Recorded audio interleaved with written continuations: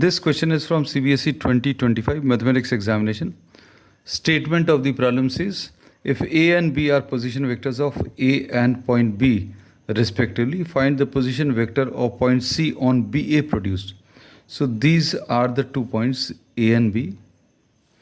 A का position vector small a है, B का position vector is small b, and BA को produce किया है to another point C, and it is given that BC is thrice of BA. This should be in vector terms. यहाँ पर ये vector sign होना चाहिए. BC is thrice of BA. अब suppose the position vector of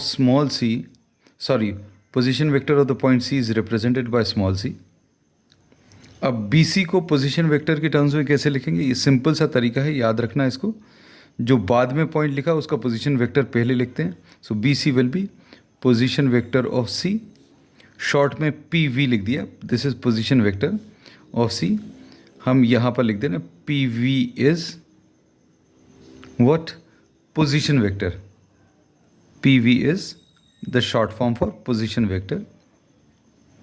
position vector of C minus position vector of B is equal to thrice into BA को क्या लिखोगे? This is position vector of A minus position vector of B. Value substitute करें. This is C vector. अब position vector of B is small b is equal to 3 position vector of A small a minus position vector of B is small b. तो ये आ जाएगा C minus B